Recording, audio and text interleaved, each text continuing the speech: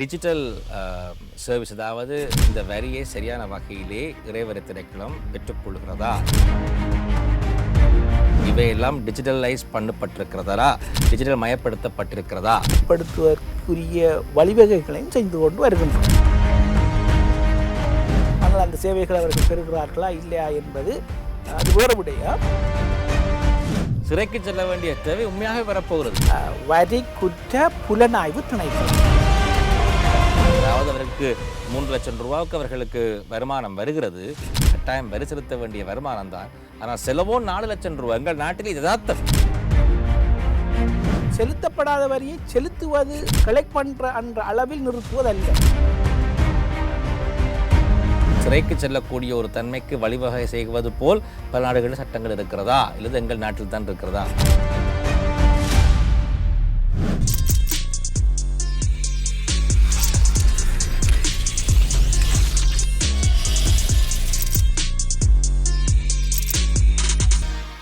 வணக்கம்.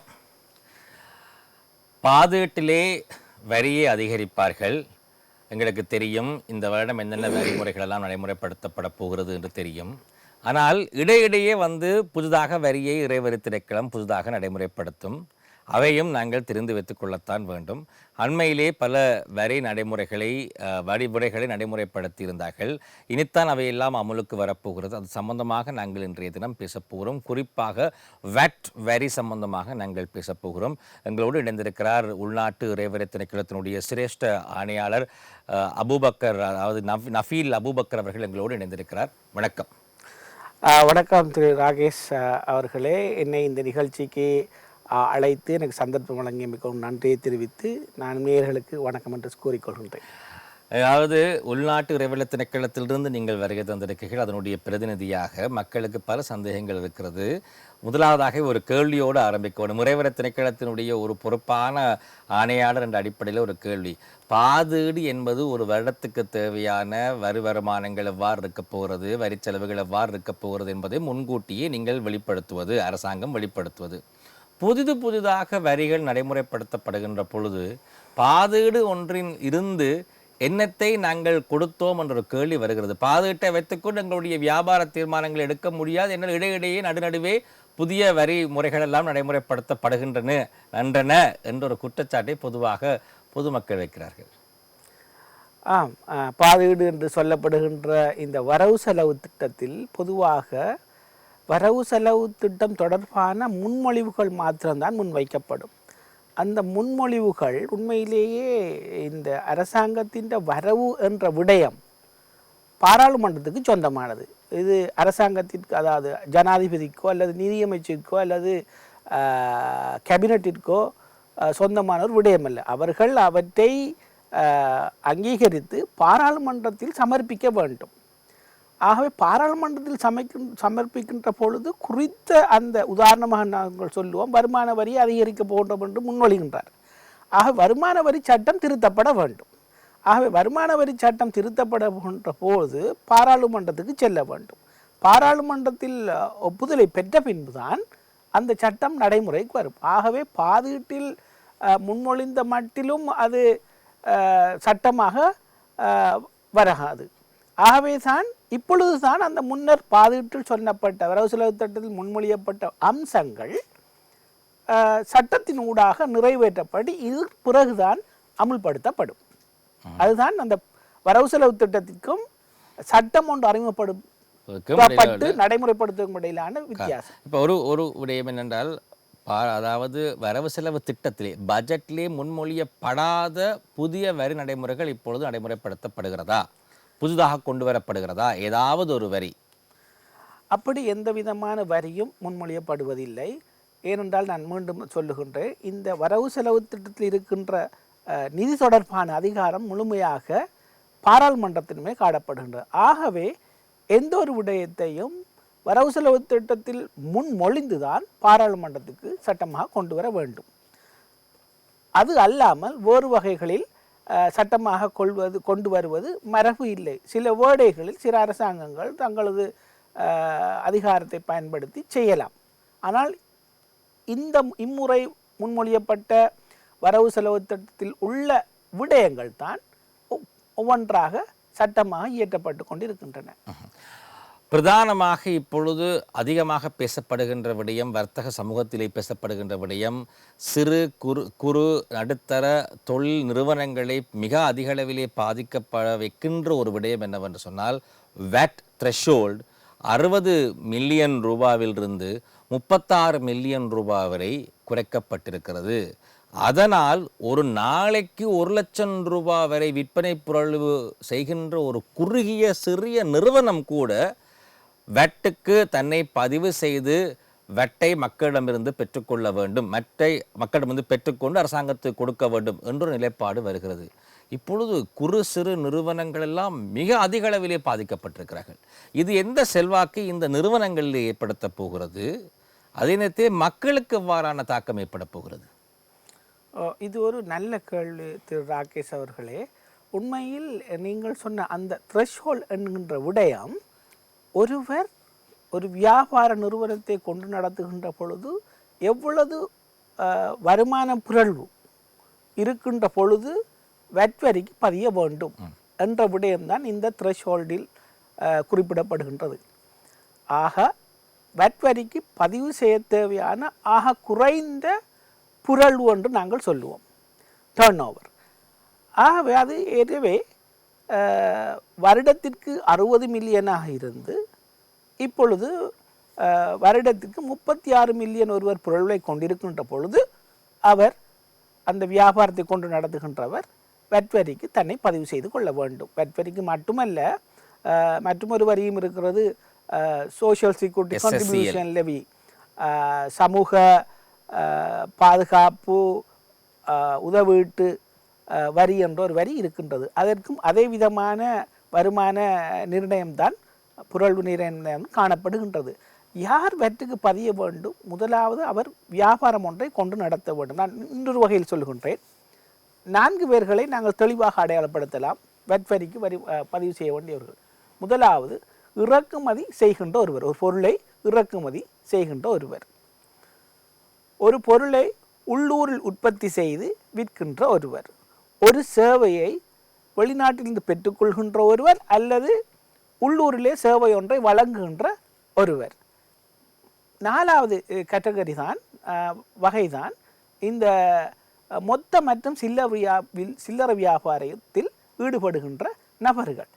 இவ்விதம் இந்த 4 பிரிவினரும் தனது புரள்வு வருடாந்தம், இப்பொழுது முன்மொழியப்பட்ட சட்டம் இன்னும் அமலுக்கு வரவில்லை, இந்த வரி சட்டம் பாராளுமன்றத்தில் அங்கீகரிக்கின்ற பொழுது ஜூலை 1ஆம் தேதியிலிருந்து இந்த சட்டம் நடைமுறைக்கு வரும். ஆக அவ்வாறு தான் நாங்கள் இவர்கள் வரிக்கு பதிவு செய்ய வேண்டும் என்று குறிப்பிட்டிருந்தாலும், சட்டத்தில் குறிப்பிடப்பட்டிருந்தாலும், சில பொருட்கள் வரியிலிருந்து விலக்கப்பட்டிருக்கின்றது. அந்த வரியிலிருந்து விலக்கப்பட்ட பொருட்களை கொண்டு நடத்துகின்ற நபர்கள் வரிக்கு பதிவு செய்ய வேண்டிய எந்த தேவையும் இல்லை. உதாரணமாக, நாங்கள் அன்றாடம் நுகர்கின்ற அத்தியாவசிய பொருட்கள், இந்த அத்தியாவசிய பொருட்களுக்கு வரி இல்லை. அரிசி, சீனி, கோதுமை மா, சீரகம் என்று நாங்கள் கடையிலே போய் சில்லறை கடையிலே வாங்குகின்ற, நாளாந்தம் வாங்குகின்ற பொருட்களுக்கு வரி இல்லை. அவற்றுக்கு வேறொரு வரி ஒன்று இருக்கின்றது. அதுக்கு சொல்வது விசேட ஸ்பெஷல் கமோடிட்டி லேவி, விசேட பண்டங்கள் தீர்வை என்று இருக்கின்றது. அதை அந்த பொருளை வெளிநாட்டில் இறக்குமதி செய்யப்படுகின்ற பொழுதே சுங்கத்திணைக்களது கட்டிவிட்டுத்தான் அதை கொண்டு வருவார்கள். ஆகவே அந்த பொருட்களை வற்றுக்குமே வரி இல்லை. அது அல்லாமல், அதாவது ஸ்பெஷல் கமோட் லெவி என்ற அந்த லெவி விதிக்கப்படாத ஏதேனும் பொருட்கள் இருந்தால் அந்த பொருட்களுக்கெல்லாம் வரி காணப்படுகின்றது. இப்பொழுது நீங்கள் சில்லறை கடையை ஒன்றை நீங்கள் உதாரணத்துக்கு திருப்பியும் நான் எடுத்துக்கொண்டால், அவற்றிலே இந்த விற்கக்கூடிய ஆகக்கூடிய விலை, மேக்சிமம் ரீட்டைல் ப்ரைஸ் பொறிக்கப்பட்டிருக்கும். அந்த விலையை விட கூடுதலாக விற்க முடியாது, வந்தது என்று சொன்னதற்காக விற்க முடியாது. ஆகவே இங்கே நடக்கின்ற விடயம் என்னவென்றால், உதாரணமாக நாங்கள் ஒரு பால்மாவை எடுத்துக்கொள்வோம். இந்த பால்மா இறக்குமதி செய்யப்படுகின்ற பொழுது 18% வரிக்கு உட்படும். இறக்குமதி நாங்கள் சொல்லுவோம் காஸ்ட், இன்சூரன்ஸ், ஃப்ரேட், அந்த பெறுமதியில் மற்றும் கஸ்டம் வேல்யூ செய்கின்ற இன்னும் சேர்க்கப்பட்ட வரிகளும் கூடிய ஒரு பெறுமதியில் 18% வெட் வரி அறவிடப்படும். இப்பொழுது அந்த பால்மாய் இறக்குமதி செய்கின்ற கம்பெனி பொதி செய்து சிறு சிறு பொதிகளாக 400 கிராம் 1 கிலோ என்று அவர்கள் என்ன செய்வார்கள், பேக் பண்ணார்கள். அப்படி பேக் பண்ணுற நேரம் அவர்கள் ஆகக்கூடிய சில்லறை விலையை நிர்ணயித்திருப்பார்கள். ஆக இப்பொழுது அந்த இறக்குமதி செய்து விற்பனை செய்து நிறுவனம் ஒரு சில்லறை கடைக்காரருக்கு அந்த பொருளை கொடுக்கின்ற பொழுது வெட் இன்வாய்ஸ் என்று சொல்லும், வெட் பில்லை வழங்க வேண்டும். ஆக அந்த விலையை 2ஆக பிரிப்பார்கள். அவர்கள் சில்லறை வியாபாரிக்கு கொடுக்கின்ற கிரயம் காஸ்ட், அதற்கு மற்றது வெட், ஏற்கனவே வெட் கட்டப்பட்டிருக்கின்றது, அதையும் சேர்த்துத்தான் அவர்களுடைய பில்லில் காணப்படும். இப்பொழுது விற்கின்ற நபர் தான் உதாரணமாக நாங்கள் ஒரு பால்மா பேக்கெட் ஒன்றை உதாரணத்துக்கு எடுத்துக்கொள்ளும் 1000 ரூபாய் என்று. சரி, இந்த 1000 ரூபாவிற்குள் வெட் உள்ளடங்கியுள்ளது. இதற்கு மேலதிகமாக இன்னொரு வெட் சார்ஜ் பண்ணப்படுவதில்லை. இப்போ இந்த 1000 ரூபாய்க்கு வெட்டை கணிப்பிட்டு ஏலவே கம்பெனி உங்களிடம் அறவிட்டிருக்கின்ற 18% வெட் வரியை கழித்த பின் வருகின்ற வித்தியாசத்தை தான் நீங்கள் வெட் வரியாக உள்நாட்டு திரையினர்களுக்கு செலுத்த வேண்டும். ஆகவே சொன்னது போல இந்த பாதிப்பு பெரிய அளவில் வரப்போவதில்லை, மக்களுக்கு இந்த பாதிப்பு வரப்போவதில்லை. ஆனால் சிறு நடுத்தர எஸ்எம்இ செக்டரில் இருக்க நிறுவனங்களுடைய லாபத்தன்மை குறைவடையும், ஒரு சிறிய அளவில் குறைவடையும். ஆகவே நான் இது மற்றொரு மொழியில் சொன்னால் அவர்களுடைய தேறிய லாபத்தில் 18% வரி இருக்கின்றது. ஆகவே ஒரு 1000 ரூபாய்க்கு விற்கின்ற பொருளில் நாங்கள் சொல்லுவோம் 200 ரூபாய் லாபம் இருந்தால் 36 ரூபாய் இப்பொழுது அவர் வரியாக அவருடைய லாபத்தில் குறை. ஆகவே 174 ரூபாய் தான் அவருக்கு இனிமேல் 164 ரூபாய் தான் இனி அவருக்கு லாபமாக கிடைக்க போகிறது, 36 ரூபாய் கிடைக்காது. இது ஒரு நிறுவனத்துக்கான பாதிப்பு. ஆனால் நீங்க சொல்லுகிறீர்கள் பொதுமக்களுக்கு சில்லறை விலையில் மாற்றம் ஏற்படாத வரையில், அதாவது எம்ஆர்பியில் அதிகபட்ச கூடிய சில்லறை விலையில் மாற்றம் ஏற்படாத வரையில் அவர்களுக்கு எந்த பாதிப்பும் வரப்போவதில்லை. பெரும்பாலும் நாட்டிற்கு வருகின்ற அதிகமான பொருட்கள் நாட்டில் இறக்குமதி செய்யப்படுகின்றன. ஆகவே இறக்குமதி செய்யப்படுகின்ற பொருட்கள் இறக்குமதி செய்யப்படுகின்ற பொழுதே 18% வரி செலுத்தப்பட்டுத்தான் வந்திருக்கின்றது. ஆகவே இங்கு பதிவு செய்தால் சிறிய ஒரு வித்தியாசம் இருக்குமே தவிர பொதுமக்களுக்கு அது பாரிய அளவு பாதிப்பாக அமைய போவதில்லை. இப்போ இந்த கேள்வியை நாங்கள் பார்ப்போம். அதாவது பொதுமக்களுக்கு பாதிப்பு பெரிதளவிலே வராது, என்னால் பல பொருட்கள் இறக்குமதி செய்து தான் வருகிறது, அந்த இடத்திலேயே 18% வரி செலுத்தப்படுகிறது, மீண்டும் அது வரி செலுத்த வேண்டிய சுவை ஏற்படாது. அப்படி வருவதாக இருந்தால் நிறுவனங்களுக்குத்தான் லாபம் கொஞ்சம் குறைவடையும் என்று நீங்கள் சொல்லுகிறீர்கள். ஒரு தனி நபர் ஒரு நாளைக்கு 500 உணவுப் பொதிகளை விற்பனை செய்கிறார். ஒரு உணவுப் பொதியினுடைய விலை கிட்டத்தட்ட 500 ரூபாயாக இருக்கிறது. அவருக்கு கிட்டத்தட்ட ஒரு நாளைக்கு 2,50,000 ரூபாய்க்கு மேல் வருமானம் வருகிறது. ஒரு நாளைக்கு விற்பனை ஏற்படுகிறது, வருமானம் அல்ல, விற்பனை ஏற்படுகிறது. ஆகவே இவர் ஒவ்வொரு நாளும் முச்சக்கர வண்டியிலே வந்துதான் இந்த உணவுப் பொதிகளை விற்பனை செய்வார். இவருக்கு ஒரு நிறுவனம் இல்லை, இவர் ஒரு தனிநபர். இவருடைய நாளாந்த விற்பனை பொருள் 1 லட்சத்தை தாண்டி விட்டது. இப்போ இவர் என்ன செய்ய வேண்டும்? இவர் இங்கு நீங்கள் சொன்ன உதாரணத்தை எடுத்துக்கொள்வோம். அவர் ஒரு தனிநபராக இருந்தாலும் அவர் ஒரு வியாபாரத்தை கொண்டு நடத்துகின்றார். இப்பொழுது அவரும் வெட் வரிக்கு பதிவு செய்து கொள்ள வேண்டும். பதிவு செய்து அவர் கொள்வனவு செய்கின்ற பொருட்களுக்கு வெட் பில்லை பெற்றுக்கொள்ள வேண்டும். ஆகவே கொள்வனவு செய்யப்படுகின்ற பொருள் ஏற்கனவே விற்கப்பட்ட விலையில் தான் இப்பொழுதும் விற்கப்படும். அரிசி கொள்வனவு செய்திருப்பார், அதுக்கு வெட் இல்லை.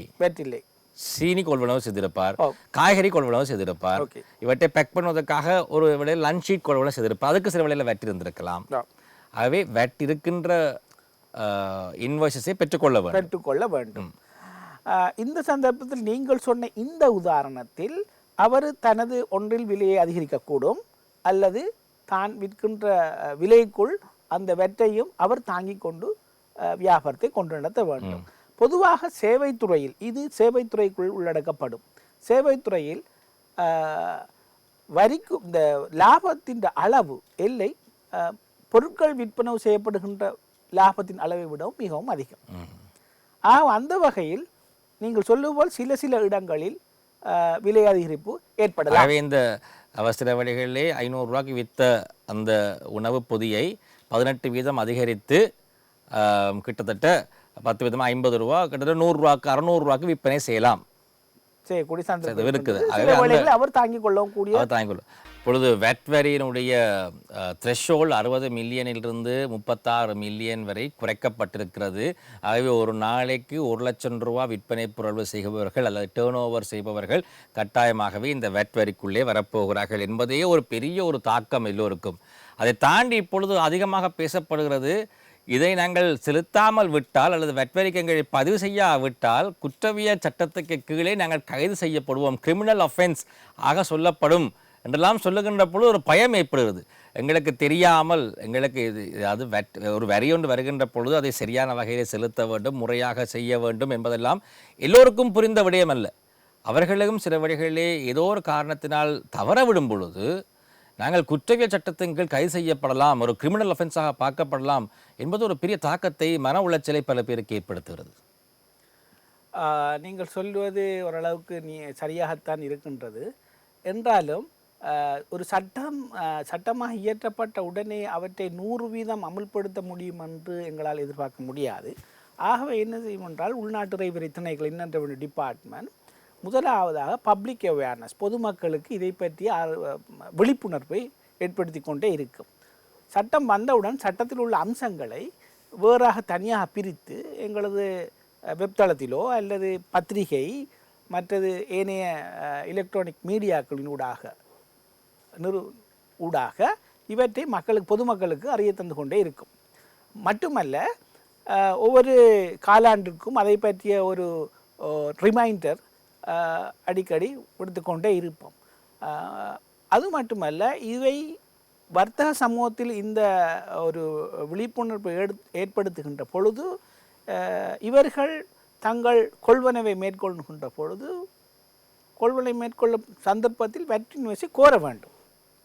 அப்படி ஒரு விழிப்புணர்வு வந்தாலே இல்லாமல் நீங்கள் சொல்லுவது போல் தெரியாமல் நான் மாட்டிக்கொண்டேனே என்ற ஒரு விடயத்துக்கு தள்ளப்படலாம். வளமையாக எடுத்த எடுப்பிலே அவர்களை குற்றவியல் சட்டத்துக்குள் நாங்கள் தள்ளுவதல்ல. முதலாவதாக அவரை நாங்கள் வெற்றுக்கு பதிவு செய்வோம். எங்களுக்கு கிடைக்கின்ற தகவல்களின் அடிப்படையில் அவர்களை வெற்றுக்கு பதிவு செய்வோம். அவருக்கு ஒரு அறிவுறுத்தலை வழங்குவோம், மீண்டும் ஒரு ரிமைண்டரை கொடுப்போம். இவற்றுக்கெல்லாம் ஒருவர் இசைவாக்கம் அடையவில்லை என்றால், இணையவில்லை என்றால் தான் நீங்கள் சொல்லுகின்ற அந்த இறுதி ஆயுதத்தை நாங்கள் கையில் எடுக்க வேண்டி வரும். இது இப்பொழுதுதான் நடைமுறைப்படுத்தப்படுகிறதா அல்லது ஏலவே இருந்ததா? இப்பொழுது அதிகமாக இந்த குற்றவியல் சட்டம் கிரிமினல் அஃபென்ஸாக பார்க்கப்படுகிறது என்று எல்லோரும் பேசுகிறார்கள். நான் இதை வருமான வரி சட்டத்துடன் தொடர்படுத்த வேண்டும். 2017ஆம் ஆண்டு சர்வதேச நாணய நிதியத்தின் IMFின் உதவியுடன் இலங்கையின் உள்நாட்டு இறைவரி சட்டம், அதாவது வருமான வரி சட்டம் மீள் திருத்தி புதிய சட்டம் அறிமுகப்படுத்தப்பட்டது. அவ்விதம் அந்த வேளையில் குற்றவியல் சட்டமாக, குற்றவியல் தண்டனைக்குரிய குற்றமாக வருமான வரி செலுத்துவது, ஏய்ப்பு செய்வது எல்லாம் உள்ளடக்கப்பட்டது. ஆகவே உங்களது கேள்வி ஒன்றுள்ள, அதுக்கு முன்னுக்கு அது குற்றவியல் இல்லையா என்று இல்லை. அது உள்நாட்டு இறைவரி சட்டத்தின் கீழ் ஒரு குற்றம். அதற்குரிய தண்டனை சிறைக்கு அனுப்புவதல்ல. குற்றவியல் குற்றமாக கருதப்படுகின்ற பொழுது அதற்குரிய தண்டனை சிறை தண்டனையாகத்தான் இருக்கும். ஆகவே அந்த சட்டத்திலிருந்து தான் வெட்வரிக்குரிய சட்டம் இப்பொழுது அதிலிருந்து விடயங்களை தெரிவித்து இந்த சட்டத்துக்கு நாங்கள் கொண்டு வந்திருக்கின்றோம். ஆகவே ஒருவர் பல அறிவித்தல்களுக்கும் இசையவில்லை என்றால் தான் இந்த இறுதி ஆயுதம் கையில் எடுக்கப்படும். ஆகவே இனிமேல் வரி செலுத்தாவிட்டால், அது வருமான வரியாக இருந்தாலோ அல்லது வெட் வரியாக இருந்தாலோ, தெரிந்தோ தெரியாமலோ செலுத்தாமல் விட்டால் இவையெல்லாம் இப்பொழுது கிரிமினல் அஃபென்ஸ், குற்றவியல் தண்டனைக்குரிய குற்றமாக இது மாற்றப்படுகிறது. ஜெயிலுக்கு செல்வதுதான் இதனுடைய இறுதி விளைவாக அமையப்போகிறது என்பதுதான் இதனுடைய சாராம்சம். அவை சில நேரங்களில் நான் செலுத்தவில்லை என்பதற்காக அதிகமாக வட்டியையும் சேர்த்து தண்டப்பணத்தையும் சேர்த்து அதிகமாக செலுத்தி அந்த பிரச்சனையிலிருந்து வெளியே வருகின்ற நடைமுறை இனி இல்லை. பணத்தினால் விடயத்தை தீர்த்து கொள்ள முடியாது. முன்னர் அவ்விதமான ஏற்பாடுகள் தான் இருந்தது. இப்பொழுது அதையும் செலுத்தி சிறை தண்டனை அனுபவிக்க வேண்டும். ஏன் இந்த ஒரு கடுமையான ஒரு சட்டத்தை மக்கள் மத்தியில் இப்பொழுது நீங்கள் கொண்டு வந்திருக்கிறீர்கள்? உண்மையில் நீங்கள் இதை இன்றைய தினத்தில் வைத்து யோசிக்கக்கூடாது. இதை நீங்கள் யோசிக்க வேண்டும். 2020, 21, 22 நாட்டிற்கு என்ன நடந்தது என்பதை நீங்கள் யோசிக்க வேண்டும். எத்தனை பேர் காலிமுகத்திடலில் கூடியிருந்தனர், எத்தனை சொத்துக்களுக்கு இழப்பை ஏற்படுத்தினர். இவைகளெல்லாம் நாடு வங்குரோத்து நிலையை நோக்கி செல்லுகின்ற பொழுது பொதுமக்கள் வெளியே வந்து ஆட்சியாளருக்கு எதிராக பல நடவடிக்கைகளை மேற்கொண்டனர். இவற்றுக்கெல்லாம் மூல காரணம் அரச நிதியில் குறைபாடு ஏற்பட்டது தான். அரச நிறையில் குறை, அரச செலவில் ஏற்பட்டுள்ள ஏனைய பிரச்சனைகள், இவற்றை மக்களாகவே தான் எதிர்த்தனர். ஆகவே இப்பொழுது இதை சீர் செய்வதற்காக உடனடியாக நாங்கள் சென்ற இடம் சர்வதேச நாணய நிதியம்.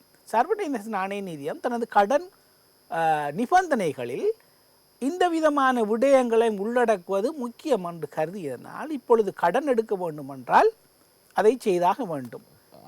அவற்றின் அந்த ஆரம்பத்திலிருந்து தான் நாங்கள் இப்பொழுது இந்த சட்டங்களை ஒவ்வொன்றாக கடுமையாக்கி கொண்டு வருகின்றோம். இது அன்றைய நிகழ்வின் பிரதிபலிப்பாக இது இருக்கிறது. அப்ப இது ஒரு IMF-னுடைய ஒரு இன்ஸ்ட்ரக்ஷன், கட்டாயமாக இதெல்லாம் நீங்கள் கொண்டு வர வேண்டும் என்பது IMF-னுடைய ஒரு வேண்டுகோள். IMF வளமையாக சர்வதேச நாணயம் கடன்களை கொடுக்கின்ற பொழுது வெறுமனே காசை அப்படியே தூக்கி கொடுப்பதல்ல. அவர்கள் அந்த கொடுத்த பணத்தை எவ்விதம் மீள பெற்றுக்கொள்ள முடியும் என்பது அவர்களுடைய பிரதான இலக்கு. ஆகவே இந்த நாட்டில் வருமானத்தை எடுக்கின்ற அல்லது கலெக்ட் பண்ணுகின்ற இந்த நிறுவனங்களுக்குரிய சட்ட அதிகாரம் எவ்வளவு இருக்கின்றது, அது நிர்வாகத்திறன் எவ்வளவு இருக்கின்றது, இவற்றையெல்லாம் ஆராய்ந்து பாய்த்த பின்னர் தான் அவர்கள் கடனை கொடுப்பார். அவ்விதம் கடனை கொடுக்கின்ற பொழுது சில சிபாரிசுகளை கொடுப்பார். இந்தந்த இவ்வேளைகளை செய்து கொண்டு வந்தால் உங்களுக்கு நாங்கள் கடனை தருவோம் என்று சொல்வார். மற்றது கடன் ஒரே அடியாக மொத்தமாக வழங்கப்படுவதும் இல்லை, கட்டங்கட்டமாகத்தான் வழங்கப்படும். ஆகவே அந்த கட்டங்கட்டமான முன்னேற்றத்தை அவர்கள் அவதானித்துத்தான் இந்த விடயங்களை செய்வர். ஆகவே எந்த ஒரு வரி சீர்திருத்தமும் நாங்கள் மக்களுக்கு இது கடினமாக இருக்கின்ற என்று இலகுபடுத்த சென்றாலும் இவை அவர்களின் அவதானத்துக்கு வந்த பின்னர் தான் பெரும்பாலும் இந்த விடயங்கள் நடைமுறைக்கு வருகின்றன. சர்வதேச ரீதியாக எல்லா நாடுகளிலேயுமே இந்த மாதிரி வரி செலுத்தாமல் இருப்பதோ அல்லது வருமான வரி செலுத்தாமல் இருப்பதோ பணத்தினால் சரி செய்யக்கூடிய விடயமாக மாறாமல் அது ஜெயிலுக்கு போகக்கூடிய சிறைக்கு செல்லக்கூடிய ஒரு தன்மைக்கு வழிவகை செய்வது போல் பல நாடுகளில் சட்டங்கள் இருக்கிறதா, இல்லது எங்கள் நாட்டில் தான் இருக்கிறதா? இது ஒரு நல்ல கேள்வி. இது எங்கள் நாட்டிற்கு மிகவும் பிந்தியதாக வந்த ஒரு சட்டம். இந்த சட்டம் ஏலவே மேற்கத்திய நாடுகளில் காணப்படுகின்றன. நீங்கள் வேணுமென்றால் உங்களது நண்பர்கள் இருப்பார்கள், அவர்களிடம் கொஞ்சம் விசாரித்து பாருங்கள். இந்த நாட்டில் எவ்வளவு வரி வீதம், இதை செலுத்தாவிட்டால் என்ன பிரச்சனை ஏற்படும் என்று அவரிடம் கேட்டு பாருங்கள். அவர்கள் தங்களது அனுபவங்களை, அவர்கள் கண்டதை கேட்டதை உங்களுக்கு பகிர்ந்து கொள்வர். இனி பெனால்ட்டி என்பது அல்ல, பெனால்ட்டியை தாண்டி சிறைக்கு செல்ல வேண்டிய தேவை உண்மையாக வரப்போகிறது. பெனால்ட்டி என்பது ஒன்று, அதற்கு அப்பால் தவணை கட்டணத்தை சரியான முறை செலுத்தாவிட்டால் வட்டி என்று ஒன்று இன்னும் ஒன்று உள்ளது. மூன்றாவதாகத்தான் இந்த குற்றவியல் தண்டனை சட்டத்தின் கீழ் வரி ஏய்ப்பு செய்ததற்காக கைது செய்யப்பட்ட கட்டாயமாக இடம்பெறாது. அதாவது ஒரு வரி ஏய்ப்பு செய்துவிட்டால் நாங்கள் வட்டியோடு கூடிய பெனால்ட்டியை நாங்கள் செலுத்தினோம் என்று சொன்னால் தப்பிவிடலாம். இது ஒரு முதலாவது ஒருவருக்கு நடந்து விட்டதுன்னு வைத்துக் கொள்ளுங்கள். அந்த சந்தர்ப்பத்தில் இந்த சட்டம் பாயாது. இது தொடர்ந்தேர்ச்சியாக நடந்து கொண்டு வருகின்ற பொழுது, வரி ஏய்ப்பும் வருகின்ற பொழுது உள்நாட்டை விட்டு அவ்விதமான நடவடிக்கை செல்லலாம். இதுவரை காலமும் வருமான வரி செலுத்தாமல் விட்டதன் காரணமாக இந்த சிறைக்குள் செல்லுகின்ற நபர்களுடைய எண்ணிக்கை வீழ்ச்சி அடைந்திருக்கிறதா, அதிகரித்திருக்கிறதா? இது நீங்கள் பொதுவாக பப்ளிக் டொமைனில் உங்களுக்கு இன்றும் பார்க்கலாம். சில மீடியாக்கள் இதை சொல்லியிருக்கின்றன. சில சந்தர்ப்பங்கள் சில நபர்கள் சிறைக்கு சென்ற விஷயங்களை நீங்கள் கேள்விப்பட்டிருப்பீர்கள். எனக்கு அதை தனிப்பட்ட பேரில் முடியாது.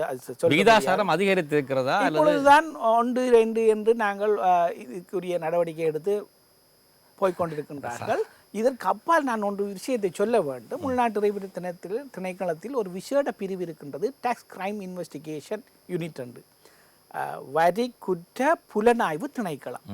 இந்த இந்த பிரிவின் பிரதான நடவடிக்கை என்னவென்றால், செலுத்தப்படாத வரியை செலுத்துவது, கலெக்ட் பண்ணுற என்ற அளவில் நிறுத்துவதல்ல. அவர்களுக்கு வரி திருப்பி நாங்கள் செலுத்தப் போகின்றோம் என்று சொல்லிக்கொண்டு வருவதையெல்லாம் கணக்கில் எடுக்க மாட்டார்கள். குற்றவியல் தண்டனை சட்டத்தின் கீழே தான் அவர்கள் எல்லாவற்றையும் இந்த கேஸுகளை ஃபைல் பண்ணுவர். ஆகவே அவர்கள் டாக்ஸ் அறவிடுவதை அங்கே முக்கியத்துவமாக கருத மாட்டார்கள். பிழை விட்டு விட்டால் ஆகவே இதுக்கு குற்றவியல் சட்டத்தின் கீழ் தண்டனை அனுபவித்தே ஆக வேண்டும் என்ற அடிப்படையில் தான் அவருடைய பார்வை இருக்கும். இப்பொழுது சில பேர் அதிக சொத்து இருக்கும், உண்மையிலேயே சொத்துக்கள் இருக்கும், ஆனால் வருமானம் இல்லை, வருமான வரி செலுத்த வேண்டியவர்களாக அவர்கள் இருப்பார்கள். ஆனால் செலவுகள் எல்லாம் கழித்ததன் பிறகு, குடும்ப செலவுகள், நாளாந்த செலவெல்லாம் கழித்ததன் பிறகு அவரோட உண்மையாகவே காசு இல்லை வருமான வரி செலுத்துவதற்கு. இந்த மாதிரி சூழ்நிலையிலே அப்பேற்பட்ட அப்பாவிகளை எவ்வாறு இறைவரி திணைக்களம் பார்க்க போகிறது? என்ன யதார்த்தமாக இருக்கிறது. அதாவது அவர்களுக்கு 3 லட்சம் ரூபாவுக்கு அவர்களுக்கு வருமானம் வருகிறது, கட்டாயம் வரி செலுத்த வேண்டிய வருமானம் தான். ஆனால் செலவோ 4 லட்சம் ரூபாய். எங்கள் நாட்டில் யதார்த்தம். இப்படிப்பட்ட சூழ்நிலை எவ்வாறு? இது ஒரு சிக்கலான ஒரு கேள்வி. உண்மையில் ஒருவருடைய வருமானம் இருக்கின்றது, ஆனால் அவருக்கு அவருடைய தேவைக்கு போதாது என்ற ஒரு நிலையை சொல்லுகின்றீர்கள். இது உண்மையான சட்டம் பொதுவாக எல்லோருக்கும் சமனாகத்தான் இருக்கும். ஒருவர் வருடாந்த வருமானம் 18 லட்சம் வரைக்கும் அவருக்கு ஈட்டுகின்ற பொழுது அவருக்கு எந்த விதமான வரியும் இல்லை.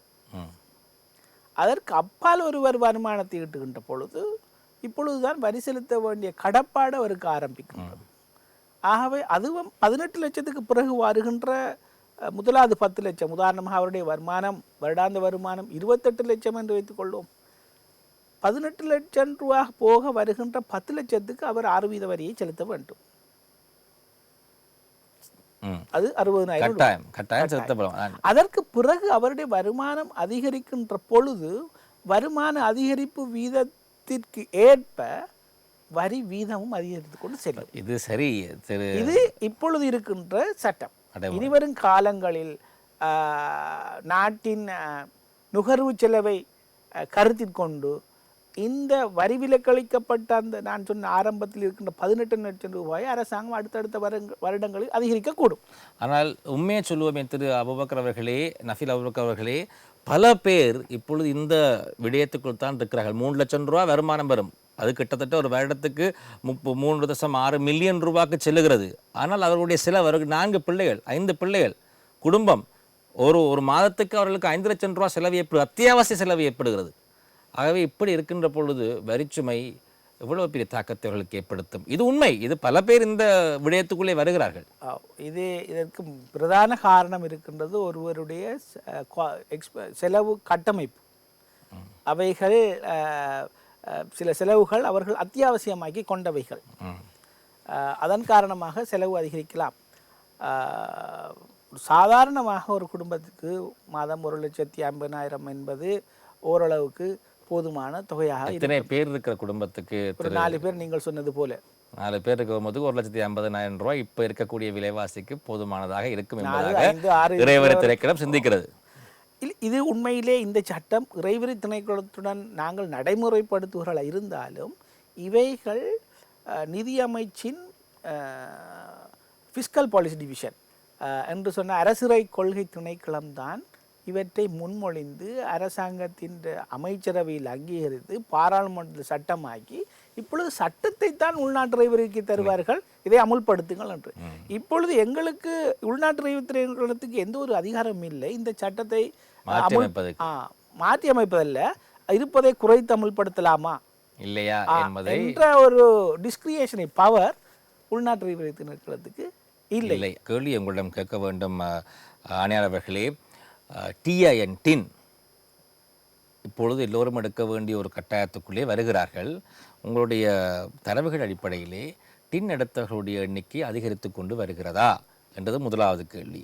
இரண்டாவது, சில வேளைகளிலே டின் எடுக்காமல் பல பேர் இன்னும் இருப்பார்களாக இருந்தால் அவர்களுடைய நிலை என்ன?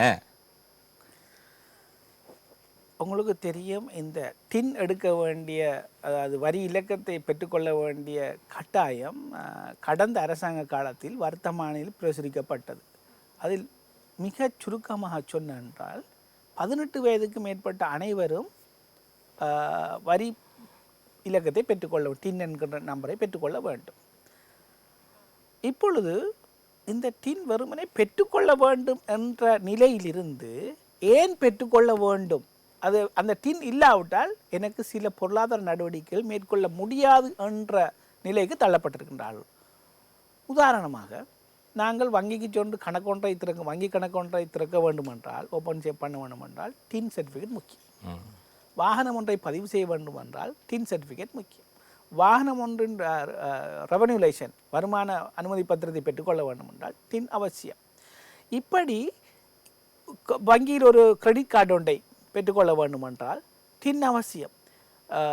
வீடு கட்டுவதற்கான பிளானை பாஸ் பண்ணிக்கொள்ள வேண்டுமென்றால் முனிசிபல் கவுன்சிலுக்கோ அல்லது நகரசபைக்கோ கொடுக்கணும்னா டின் அங்கே அவசியம். அதை கொடுத்து தான் அதை ஒன்றை செய்ய வேண்டும். ஒரு வீடு வாங்க வேண்டும் என்றால் ஒரு சொத்து காணி சொத்து வேணும் வாங்க வேண்டால் டின் அவசியம். ஆகவே இந்த டின் நம்பர் சர்டிஃபிகேட்டை கொடுக்காத விடத்து அவர்கள் காணியை பதிய மாட்டார்கள், வாகனத்தை பதிவு செய்ய மாட்டார்கள், எங்களோட பேரில் வங்கி கணக்கை ஓப்பன் பண்ண மாட்டார்கள். இப்படி டின்னுக்குரிய தேவை அத்தியாவசியம் வந்து கொண்டிருக்கின்றது.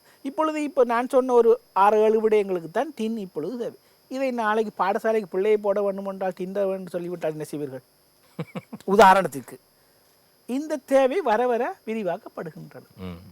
தனியார் பாடசாலைக்கு செல்லுகின்ற பொழுது டின் தேவைப்படலாம் என்று சொல்லலாம் என்றால் தனியாரும் அல்ல அரச பாடசாலை சேர்க்கிறேன்றாலும். ஆகவே நான் வரவில்லை அப்படின்னு சொல்லவில்லை. ஆகவே டின்னுக்குரிய பயன்பாடு கொஞ்சம் கொஞ்சமாக அதிகரித்து வருகின்றது. ஆகவே டின் எடுக்காவிட்டால் நீங்கள் என்ன சொன்னீர்கள், குற்றவியல் சட்டமாக மாற்றப்படுவேன் என்று. பதிவு செய்யப்படாதது ஒரு குற்றம்தான். இந்த குற்றம் இப்போ அவர் செய்யாமல் இருக்கிற அந்த நிலையை விட கட்டாயமாக செய்ய வைக்கின்றக்கூடிய தேவைகளை இப்பொழுது சட்டம் ஏற்படுத்தி வைத்திருக்கின்றது. ஆகவே நோக்கம் அவர்களை குற்றவியல் சட்டத்திற்குள் கொண்டு போய் தண்டனையை கொடுப்பதல்ல, இந்த டின்னை எடுக்க வைப்பது தான். உங்களது முதலாக கேள்வி, இலங்கையில் எத்தனை பேர் டின் பதிவு செய்திருக்கிறார்கள்? இலங்கையின் மொத்த சனத்தொகை 22 மில்லியன். இந்த 22 மில்லியனில் கிட்டத்தட்ட 12 மில்லியன் நபர்கள் இதுவரைக்கும் டின்னை பெற்றுக்கொண்டிருக்கின்றனர். 18 வயதுக்கு மேற்பட்டவர்கள். 18 வயது குறைந்தவர்கள் அல்ல. ஆகவே நான் நினைக்கிறேன் சனத்தொகையில் 18 வயதுக்கு மேற்பட்டவர்கள் பெரும்பாலும் பெற்றுவிட்டார்கள். அது ஒரு பெரிய ஒரு சாதனை. இப்பொழுது புதிதாக அந்த 18 வயதை அடைந்து கொண்டிருக்கின்றவர்கள் தான் பெற்றுக்கொள்ள வேண்டிய தேவை இருக்கின்றது.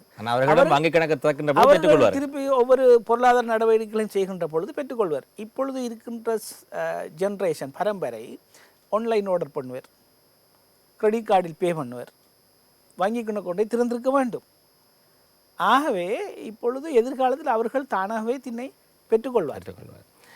அதாவது இதுக்கெல்லாம் எங்கள் நாடு பழக்கப்படவில்லை ஒரு காலகட்டத்திலே. இப்பொழுது இந்த மாதிரி எல்லோரும் வரி செலுத்த வேண்டும் என்ற நிலைமைக்கும் நாங்கள் பழக்கப்படுத்தப்பட்டு கொண்டு வருகிறோம். அதனால் தான் ஆரம்பத்திலே இதை ஏற்றுக்கொள்வது கொஞ்சம் கஷ்டமாக இருக்கிறது, சங்கடமாக இருக்கிறது. சர்வதேச ரீதியாக பல நாடுகளில் இது இருக்கிறது.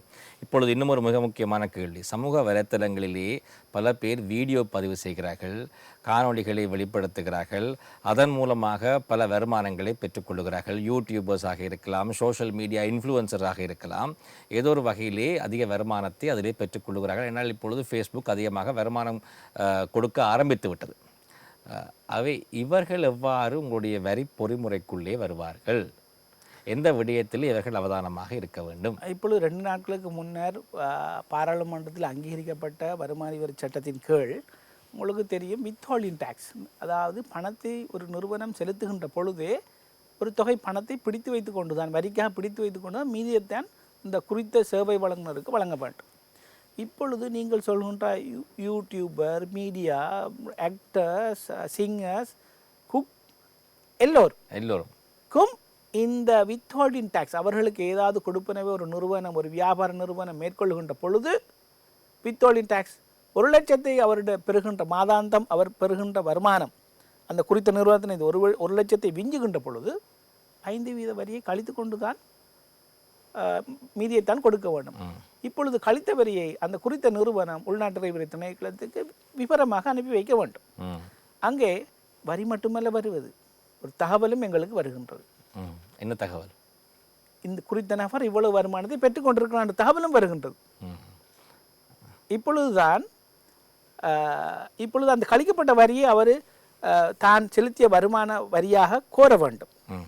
நீங்கள் சொன்ன உதாரணமாக யூடியூபர் அவ்விதம் கோருகின்ற பொழுது தனது கணக்கறிக்கையை சமர்ப்பிக்க வேண்டும், வரியை செலுத்த வேண்டும், மீதி வரியை செலுத்த வேண்டும்.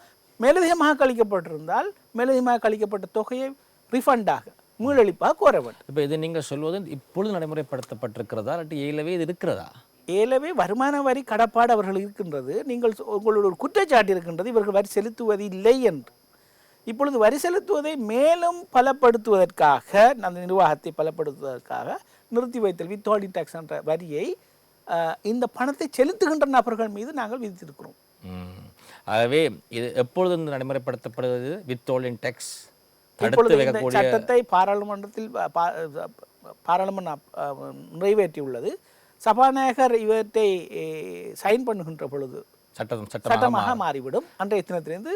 ஆகவே அதற்கு பிறகு ஃபேஸ்புக்கில் இருந்து வருகின்ற காசு, யூடியூப்பில் இருந்து வருகின்ற காசு, இன்ஸ்டாகிராமில் இருந்து வருகின்ற காசு எல்லாம் 5% எடுத்து வைத்துக்கொண்டு தான் மிச்சத்தை அனுப்புவார்கள். ஆகவே எதிர்காலத்திலே இன்லண்ட் ரெவென்யூவுக்கு இந்த ஃபேஸ்புக்கும் யூடியூப்பும் இன்ஸ்டாகிராமும் மெட்டாவும் இன்லண்ட் ரெவென்யூவுக்கு அந்த 5% செலுத்த வேண்டும். அந்த நடைமுறையை நீங்கள் எவ்வாறு இப்பொழுது நடைமுறைப்படுத்துகிறீர்கள், படுத்த போகிறீர்கள்? இங்கே 2 விடயங்கள் வருகின்றது. எங்களுக்கு நீங்கள் சொன்ன அந்த 2வது வித்ஹோல்டிங் டாக்ஸை சர்வதேச நிறுவனங்கள் பணத்தை செலுத்துகின்ற பொழுது பிடித்து வைத்து கொண்டு செய்யலாமா என்பது ஒரு ஒரு ஒரு பிரச்சனைக்குரிய விடயம்.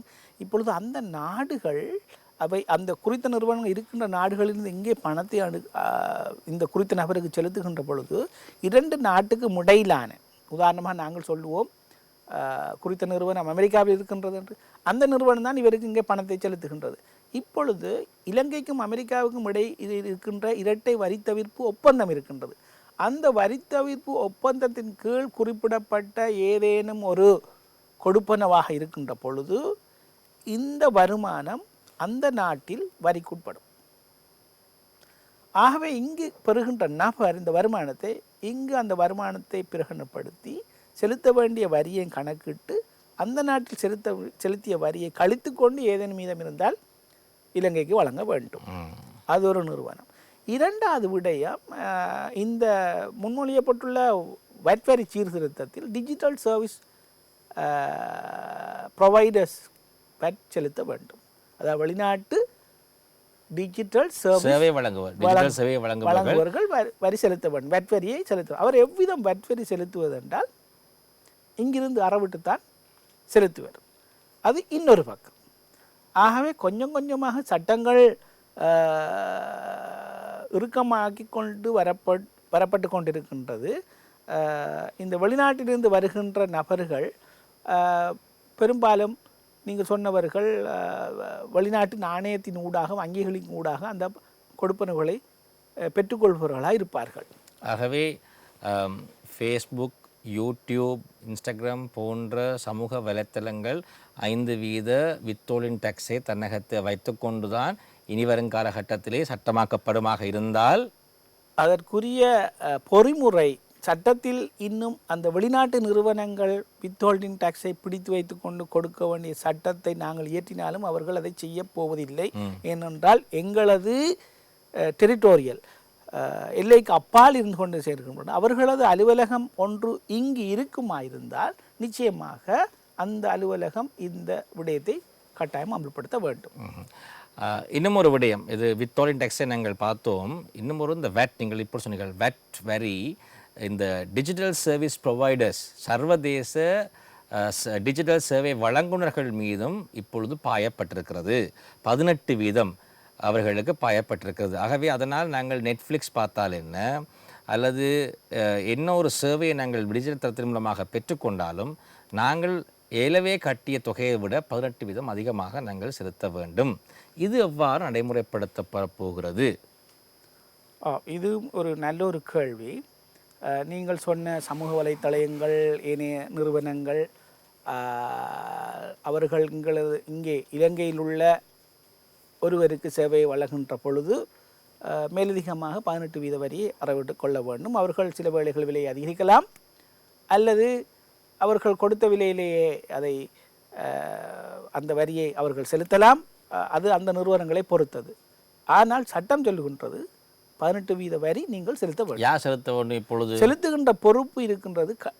அறவிட்டு செலுத்த வேண்டிய பொறுப்பு அந்த சர்வதேச நிறுவனங்களுக்கு உரியது. அவர்கள் விலையை அதிகரித்து செய்வார்களா அல்ல அதே விலையில் செய்வார்களா என்பது இரண்டாவது விடயம். சாதாரணமாக கமர்ஷியல் சென்ஸில் நாங்கள் அதை பார்த்தால் அவர்கள் அதிகரித்துத்தான் செய்வார்கள். அவர்கள் இங்கு அதிகரித்து செய்தால் இங்கே அந்த கணக்கை அந்த பணத்தை எங்கள் நாட்டு இறைவலை திணைக்களத்துக்கு செலுத்த வேண்டும். ஆனால் அவர்கள் இங்கே தலைமை காரியாலயம் கொண்டு வந்த சில நிறுவனங்கள் காரியங்களை கொண்டிருக்கின்றன, சில நிறுவனங்களுக்கு இல்லை. அவர்களுக்குரிய ஒரு பொறிமுறை ஒன்று உருவாக்கப்பட்டிருக்கின்றது. இது எல்லா நாட்டிலும் காணப்படுகின்ற ஒரு விஷயம். இந்த நிறுவனங்கள் ஒரு நாட்டைத்தான் தளமாக கொண்டு இயங்குகின்றது பெரும்பாலும். ஆகவே மற்ற நாடுகள், இப்போ நாங்கள் யூரோப்பியன் கண்ட்ரிகள் நாடுகள் எடுத்துக்கொண்டால் இல்லை ஆஸ்திரேலியா எடுத்துக்கொண்டால் அந்த நாடுகள் இருக்கின்றது.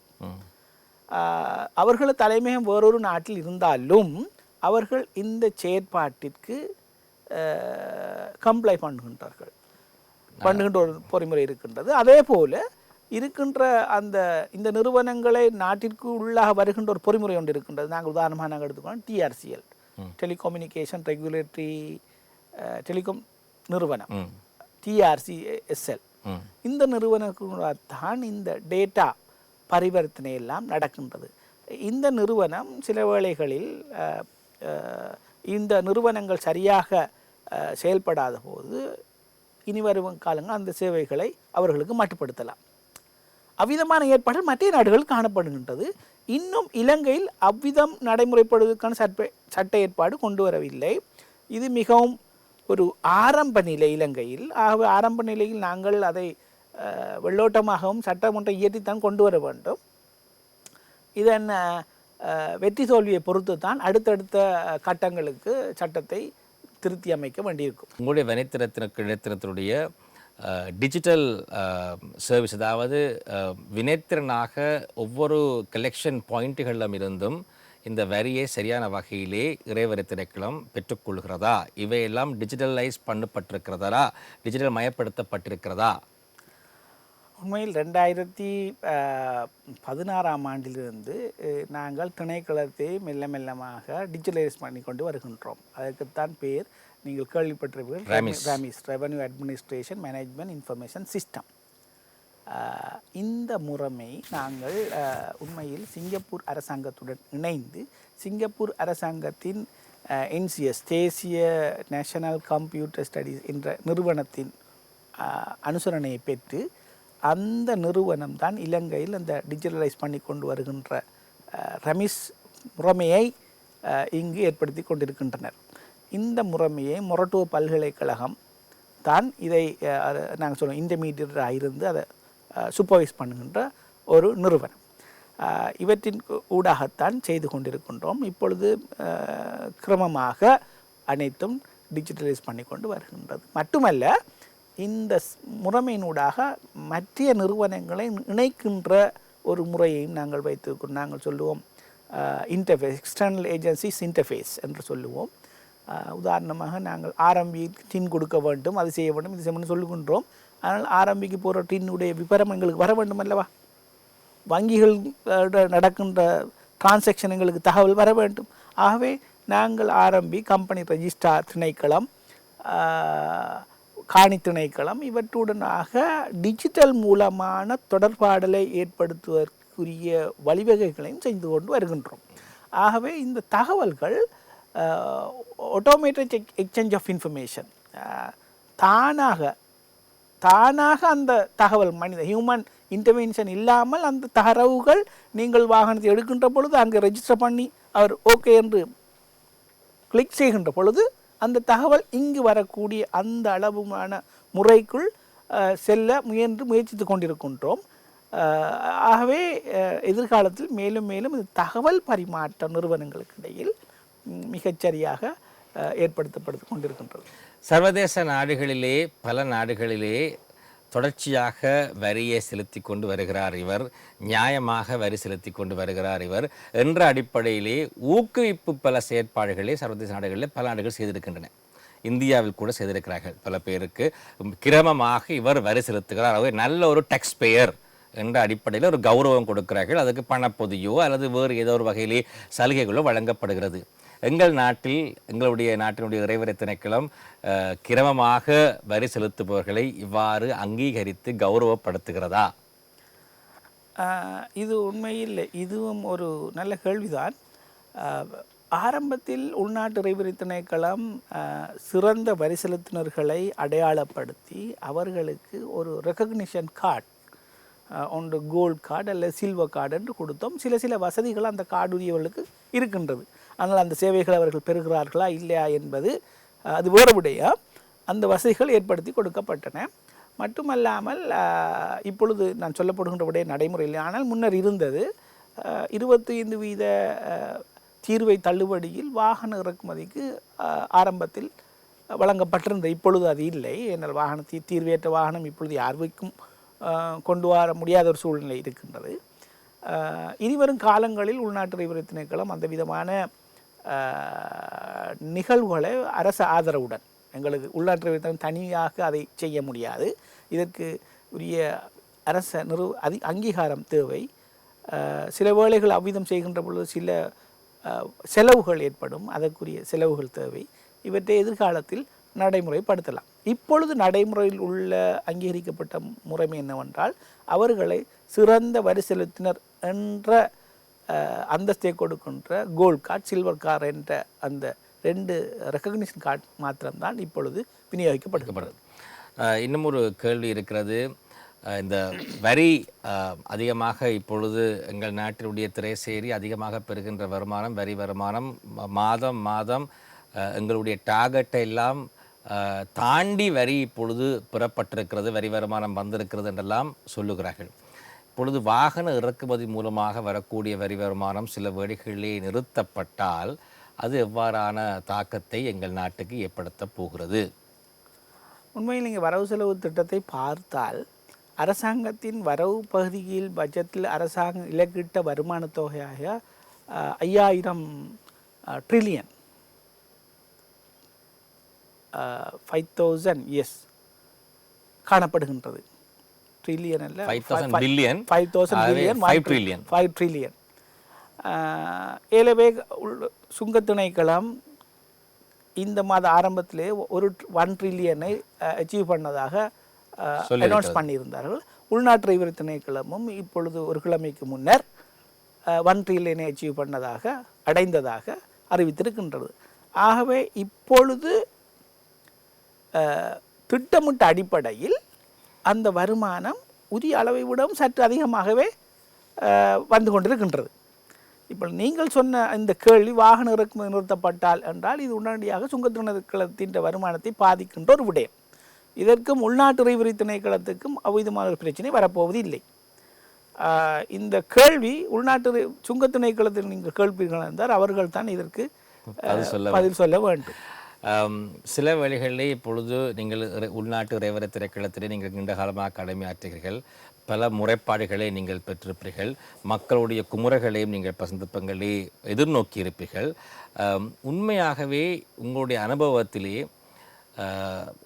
உண்மையாக பாதிக்கப்பட்டவர்கள் இந்த இறைவரை திணைக்களத்தினால் அல்லது இந்த வரிச்சுமையினால் பாதிக்கப்பட்டவர்கள் என்று நீங்கள் இனங்காட்டுபவர்கள் யாராக இருக்கிறார்கள்? குறிப்பிட்ட அளவில், குறிப்பிட்ட விதத்தில் நபர்களையோ அல்லது நிறுவனங்களையோ விதம் குறிப்பிட முடியாது. பாதிக்கப்பட்ட நபர்கள் என்பது இந்த வரிச்சட்டத்தை புரிந்து கொள்ளாமல் அல்லது புரிந்து கொள்ளாமல் இதை செலுத்த செல்கின்றவர்களிடம் தான் அதிக பாதிப்பு காணப்படுகின்றது. உதாரணமாக நான் வெட்வரியை எடுத்துக்கொள்கின்றேன். வெட்வரி நான் ஏலவே சொன்னது போல, ஒருவர் கொள்வனவு செய்து விற்பனவு செய்கின்ற ஒரு வியாபாரத்தை, மொத்த மற்றும் சில்லறை வியாபாரம் செய்கின்ற ஒரு நபரை எடுத்துக்கொள்வோம். அவர் ஒரு பொருளை கொள்வனவு செய்கின்ற பொழுது வெட் பில்லை பெற்றுக்கொள்ள வேண்டும் என்று நாங்கள் சொல்லியிருக்கின்றோம். அவர் பெற்றுக்கொள்ளாத ஒரு சந்தர்ப்பத்தில் பாதிப்படைவார். அவர் கொடுக்காவிட்டால், கேட்டால் மற்றும் கொடுக்காமல் விட்டால் என்றால், அவர் முதலாவதாகவே பொருட்களை கொள்வனவு செய்ததற்கு முன்பே அவர் வெட் பில் நீங்கள் இஷ்யூ பண்ணுவீர்களா என்ற ஒரு டேர்ம்ஸ் அண்ட் கண்டிஷனோடு போனால்தான் அதை அந்த உங்களோட கேள்விக்கு நான் விடை சொல்ல முடியும். இரண்டாவது, ஒவ்வொரு விடயங்களையும் கிளைம் பண்ணுகின்ற பொழுது ஒரு திகதி நாட்கள் அவகாசம் கால அவகாசம் உண்டு. அந்த காலப்பகுதிக்குள் கிளைம் பண்ணிவிட வேண்டும். அதை தாண்டி கிளைம் பண்ண போகின்ற பொழுது அவர் ஏலவை செலுத்தின வரி அங்கு செல்லா காசாக மாறிவிடுகின்றது. அந்த சந்தர்ப்பத்தில் அவர் 2 முறை வரி செலுத்த ஒரே வருமானத்திற்கோ அல்லது ஒரே டேர்ன் ஓவருக்கோ 2 முறை வரி செலுத்த வேண்டிய நிர்பந்தத்திற்கு உட்படுத்தப்படுகின்றார். இந்த மாதிரியான ஆட்கள் தான் வரிமுறையால் பாதிக்கப்பட்ட ஆட்களாக சொல்லலாம். அதுபோக சட்டத்தை சரியாக காலத்திற்கு ஏற்ப சரியான முறையில் வரியை செலுத்துகின்ற ஒருவர் பாதிப்படைய மாட்டார். இறுதியாக ஒரு கேள்வி, இது மக்களுக்கான ஒரு கேள்வி. எங்கள் நாட்டிலே பல பேர் இப்பொழுது 2 லட்சம் ரூபா 3 லட்சம் ரூபா என்ற அடிப்படையிலே வருமானத்தை பெறுகிறார்கள். 1,50,000 ரூபா குறைவாக வருமானம் பெறுபவர்கள் இப்பொழுது குறைந்து போய்விட்டார்கள். அதிகமாக 3 லட்சம் ரூபா 2,50,000 ரூபா பெறுகிறார்கள். இவர்களுடைய செலவோ நாளாந்த செலவோ அவர்களுக்கு 4 லட்சம் ரூபா அல்லது 5 லட்சம் ரூபா வரை செல்லுகிறது. ஒரு 4 பிள்ளைகள் இருக்கக்கூடிய ஒரு குடும்பமாக இருந்தால் பிள்ளைகளை பாடசாலைக்கு அனுப்ப வேண்டும், பிள்ளைகளுக்கான சீருடை வேண்ட வேண்டும், எலக்யூஷன் கிளாஸ் அனுப்ப வேண்டும், ஆங்கிலம் கற்பிக்க வேண்டும், தனியார் வகுப்புகளுக்கு அனுப்ப வேண்டும், மற்ற பிள்ளைகள் போல் எங்கள் பிள்ளைகளையும் வளர்க்க வேண்டும் என்று ஒரு அம்மா அப்பா சிந்திப்பார். இவையெல்லாம் செய்கின்ற பொழுது மாதாந்த செலவு 5 லட்சம் ரூபாயை தாண்டுகிறது. ஆனால் வருமானம் 3 லட்சம். ஆனால் வருமானத்துக்கு வருமான வரி செலுத்த வேண்டும். இவரால் உண்மையாக செலுத்த முடியவில்லை, செலுத்தவே இல்லை. உங்களுடைய பார்வையிலே அவர் ஒரு குற்றவியல் சட்டத்தின் கீழ் குற்றம் புரிந்தவராக பார்க்கப்படுவார். ஆனால் இவ்வாறானவர்களுக்கு என்ன சமூக நீதி? இந்த கேள்வி உண்மையிலே எனது விடய பரப்பிற்கு அப்பாற்பட்ட ஒரு விடயம் என்பதால் நான் இதை பெரிதாக இதற்கு விடை சொல்ல முயல்வதில்லை. இருந்தாலும் சட்டத்தில் இருக்கின்ற சில விடயங்களை நான் தெளிவுபடுத்த விரும்புகின்றேன். சட்டம் என்ன சொல்லுகிறது என்றால், tax is the first charge. முதலாவது வரி தான் கட்ட வேண்டும், இரண்டாவது தான் மற்றது. உதாரணமாக நீங்கள் ஒரு நிறுவனத்தில் வேலை செய்கின்றீர்கள், நீங்கள் சம்பளத்தை பெறுகின்றீர்கள். சம்பளம் தருகின்ற பொழுதே உங்களது வரியை வெட்டி கொண்டு தான் தருவார்கள். ஆகவே இதற்கு பிறகுதான் நீங்கள் ஏனையவற்றை செலவழிக்கப் போகின்றீர்கள். ஆகவே இதே கொள்கையை சுயமாக வருமானம் ஈட்டுகின்ற நபரும் பின்பற்றுவராயிருந்தால் இந்த விதமான வரி செலுத்த முடியவில்லை என்ற ஒரு பிரச்சனையை எழுவதில்லை. எடுத்து விடுவார்கள், முதலில் எடுத்து விடுவார்கள். இது நீ பாடசாலைக்கு செல்லாவிட்டாலும் பரவாயில்லை, படிக்காவிட்டாலும் பரவாயில்லை, வரியே செலுத்தி விடு. இப்பொழுது இதை நான் ஒரு வேலை செய்கின்ற ஒரு நபரை, தொழில் ஜொப்புக்கு போகின்ற ஒருவரைத்தான் நான் இங்கு உதாரணம் எடுத்தேன். இப்போ அவர்களுடைய பிள்ளைகள் எல்லாம் வேலைக்கு செல்லவில்லை, பாடசாலை செல்லவில்லை, சாப்பிடவில்லை என்றா இருக்கின்றார்கள்? இல்லை, எல்லா இடத்திலும் அவை நடந்து கொண்டு தான் இருக்கின்றது. செலுத்தாமல் இருப்பதற்காக பல காரணங்கள் சொல்லப்படுகின்றன என்றதைத்தான் என்னால் இங்கு சொல்ல முடியும். உண்மையிலே வேலை செய்கின்றவர்களை, அதாவது மாதம் சம்பளத்துக்கு வேலை செய்வர்களை விட வியாபாரம் செய்கின்றவர்கள் அதிகமாக ஈட்டுகின்றார்கள். ஆகவே வேலை செய்கின்ற ஒருவர், சம்பளத்தை பெறுகின்ற ஒருவர் வரியை ஆரம்பத்திலே செலுத்துகின்றாரா இருந்தால் வியாபாரம் செய்வதற்கு அங்கு என்ன தடை அவருக்கு இருக்கிறது என்பது ஒரு கேள்வி. ஆகவே நீங்கள் இதுவரை காலமும் 2,50,000 ரூபா வருமானம் உழைக்கின்ற ஒருவர் 4 லட்சம் ரூபா செலவு செய்ய வேண்டிய தேவை வருகின்ற அந்த யதார்த்தமான சூழ்நிலையில் இருக்கின்றவர்களை பார்த்தது குறைவு.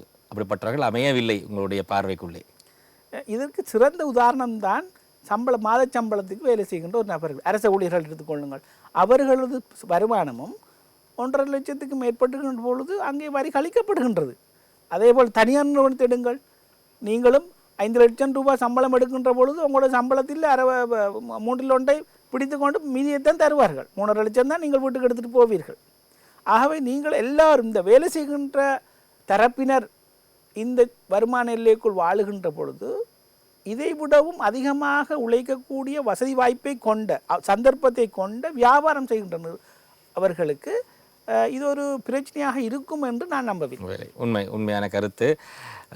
எங்களோடு இணைந்திருந்தார் உள்நாட்டு இறைவரை திணைக்களத்தினுடைய சிரேஷ்ட ஆணையாளர் திரு நஃபீல் அபுபக்கர் அவர்கள். மனமார்ந்த நன்றிகளை தெரிவித்துக் கொள்கிறோம். என்றால் வரி சம்பந்தமான முழு தெளிவான விளக்கத்தை வரி திணைக்களத்திலிருந்தே வருகை தந்து இந்த சந்தேகங்கள் எல்லாம் தீர்த்து வைத்தமைக்காக சக்தி டிவியின் சார்பாக மனமார்ந்த நன்றிகளை தெரிவித்துக் கொள்கிறோம்.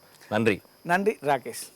இந்த அளவிலே இந்த நிகழ்ச்சியை நிறைவேற்றிக் கொண்டு உங்களிடம் இன்னும் ஒரு நிகழ்ச்சியில சந்திக்கும் வரை விடைபெறும் நான் உங்கள் அன்பின் ராகேஷ் சர்மா. நன்றி, வணக்கம்.